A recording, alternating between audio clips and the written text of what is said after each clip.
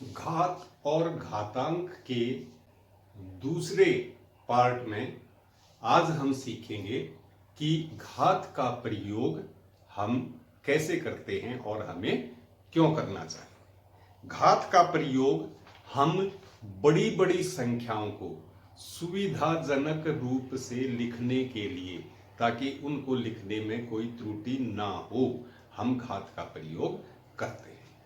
और उन संख्याओं को, बड़ी संख्याओं को हम मानक रूप में लिख लेते हैं। छोटी से छोटी संख्या भी हो सकती है और बड़ी संख्या भी हो सकती है। तो आज हम देखेंगे कि भाई घात का प्रयोग हम कैसे करें। जैसे अभी पृथ्वी से सूर्य की दूरी, पृथ्वी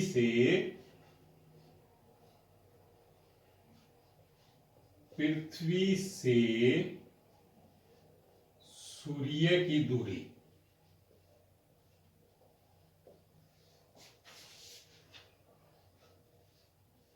कितनी है? पृथ्वी से सूर्य की दूरी है 14,9,6 और इसके बाद इसमें 8 जीरो हैं।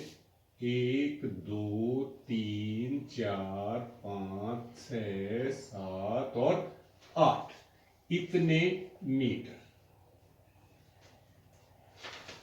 ये साइंस विज्ञान की भी एक बात है। विज्ञान में प्रश्न आता है पृथ्वी से सूर्य की दूरी कितनी है, तो इतने मीटर है।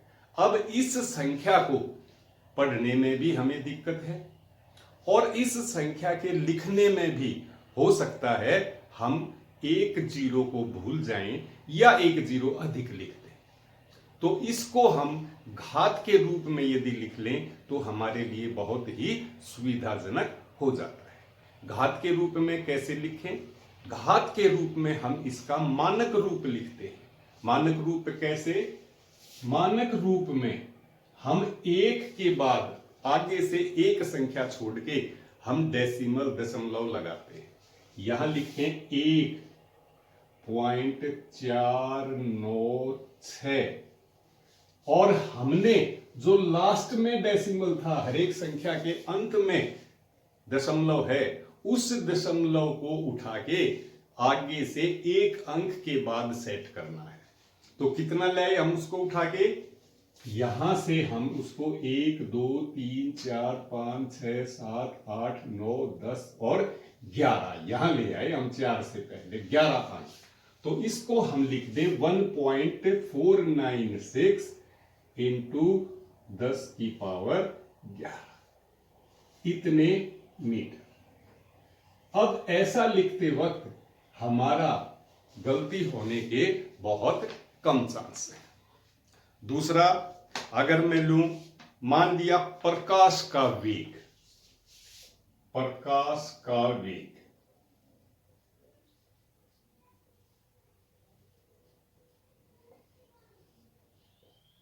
प्रकाश का वेग कितना है? प्रकाश का वेग, प्रकाश का वेग है 3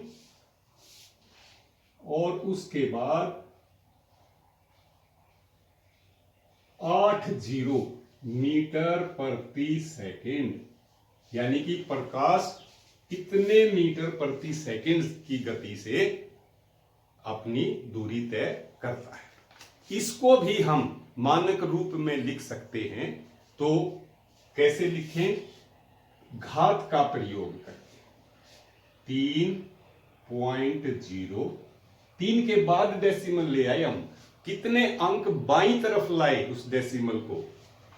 1 2 3 4 5 6 7 और 8। 3 गुणा में 10 की घात 8 मीटर प्रति सेकेंड। तो यहां हम अपनी घात का इस्तेमाल कर सकते हैं।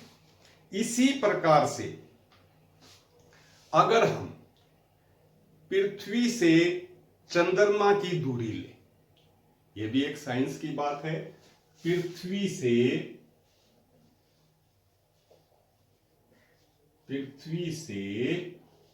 चंद्रमा की दूरी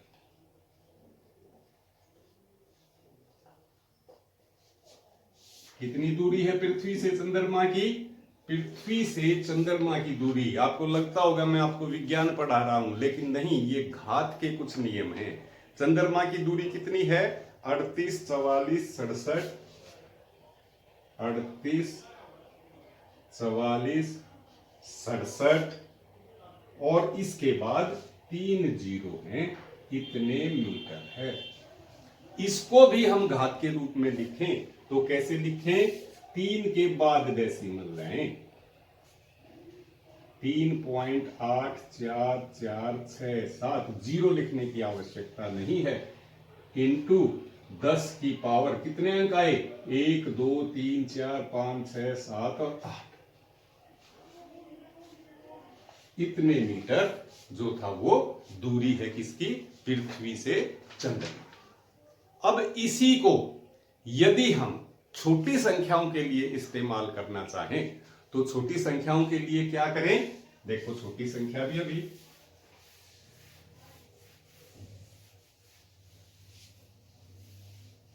छोटी संख्या में हम लेते हैं एक रक्त कोशिका का औसत व्यास। रक्त कोशिका का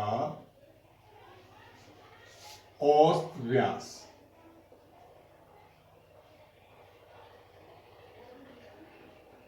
विज्ञान वाले बच्चे तो समझ जाते होंगे, एक रक्त कोशिका का औसत व्यास कितना है? 0.1234 और इसके साथ 7 मिलीमीटर।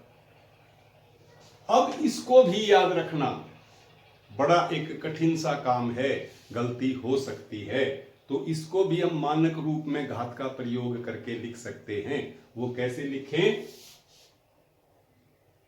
7 के बाद, मैंने कहा था जहां अंक शुरू होते हैं उस एक पहले अंक के बाद डेसिमल ले जाएं, तो यहां 7 के बाद हम डेसिमल लगाएं, केवल एक जीरो लिख दें और कितने अंक सरका? 1 2 3 4 5 और 6 अंक हमारा दाईं तरफ सरका है। दाईं तरफ सरका है दशमलव, तो हमें घात माइनस में लेनी पड़ेगी। इसका मतलब 7.0 गुना में 10 की पावर 6, 1 2 3 4 5 6 अंक सरका है, 10 की पावर -6 मिलीमीटर। ऐसे हम इसको लिख सकते हैं। इसी प्रकार हम देखें कि एक हमारे बाल की मोटाई,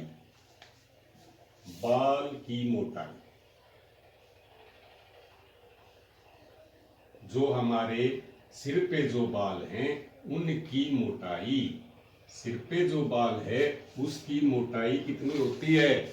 सिर पे बाल की मोटाई है 0.005 सेंटीमीटर। इसको भी घात के रूप में हम लिखें, डेसिमल को कहां लगाएं? 5 के बाद 5.0, कितने अंक सरका? 1 2 3 गुणा में 10 की पावर -3 सेंटीमीटर। ये लिखना सुविधाजनक है। इसी प्रकार हम देखते हैं एक कागज की मोटाई। कागज की मोटाई है जो हमारी किताब और कॉपी में कागज इस्तेमाल होता है, प्राय उस कागज की जो मोटाई है वह लगभग सभी के लिए कितनी होती है? 0.0016 सेंटीमीटर। 0.0016 सेंटीमीटर। इसको भी हम कैसे लिख सकते हैं? डेसिमल को एक के बाद ले जाए, 1 2 3 अंक सरका के, तो आएगा 1.6 गुणा में 10 की पावर -3 सेंटीमीटर। तो इस तरह से हम अपनी घात का प्रयोग कर सकते हैं और घात का प्रयोग करके हम अपने संख्याओं को, बड़ी से बड़ी और छोटी से छोटी संख्याओं को बड़ी आसानी से लिख सकते हैं। आपने मुझे सुना, बहुत बहुत धन्यवाद। आप हमारे चैनल एजुकेशन एरिना खरखोदा को सब्सक्राइब कीजिए ताकि ऐसी रोचक जानकारियां हम समय पर आपके पास पहुंचा सकें और हमारा हौसला बढ़ाएं ताकि हम आगे भी अपने प्रयास को जारी रख सकें। धन्यवाद।